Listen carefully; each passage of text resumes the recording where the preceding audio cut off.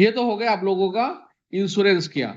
अब इंश्योरेंस कर लिए, आपका गाय भी ठीक ठाक चल रहा है, 21 दिन हो गए। 21 दिन का वैसे हम लोगों के इधर कुछ कुछ इंश्योरेंस कंपनी का 15 से 21 दिन तक कूलिंग पीरियड होता है। कूलिंग पीरियड का मतलब क्या है, जिस दिन से आपने इंश्योरेंस करवाया उसका 15 या 21 दिन के अंदर अगर आपका गाय मर जाता है तो आपको क्लेम नहीं मिलेगा। इसको बोलते हैं कूलिंग पीरियड।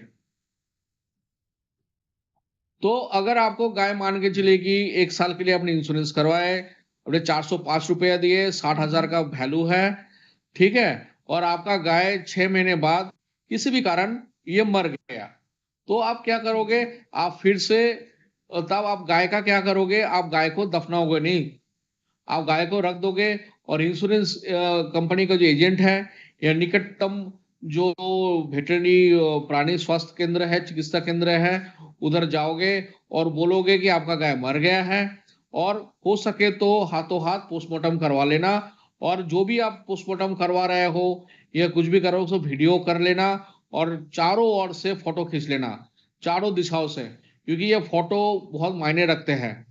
कुछ कुछ जगह पे हमने देखे हैं कि गाय आपका खो गया और 3-4 दिन के बाद आपको मिला मरे हुए अवस्था में, फिर आप इंश्योरेंस कंपनी को बुलाओगे, लेकिन इंश्योरेंस कंपनी इधर क्या बोलता है कि आपने एफआईआर का कॉपी दीजिए या फिर आपने थाने में जाके जो डायरी की है उसको कॉपी दीजिए।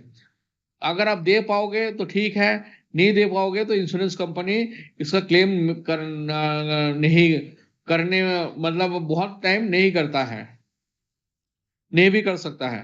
तो जब भी आपका गाय का कुछ खो जाएगा, 24 घंटे के अंदर अपने निकटतम पुलिस स्टेशन में चले जाइए और कंप्लेंट दर्ज कीजिए और कंप्लेंट का कॉपी अपने पास ले आइए। तो इसमें क्या है कि क्लेम करने में भी सुविधा होता है। तो पहले आपने क्लेम जो करना है अपनी इंश्योरेंस कंपनी को बोल दिया, फिर कुछ कुछ डॉक्यूमेंट्स होगा, जैसे ये टैग नंबर। ये टैग नंबर बहुत ही इंपॉर्टेंट रोल प्ले प्ले करते हैं इंश्योरेंस में, नहीं तो आपके गाय को कैसे पहचाना जाएगा?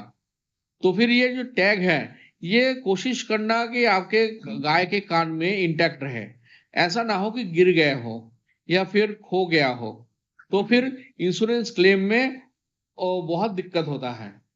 फिर पोस्टमार्टम, जितना जल्दी हो सके निकटतम डॉक्टर से पोस्टमार्टम करवा के पोस्टमार्टम रिपोर्ट लीजिए।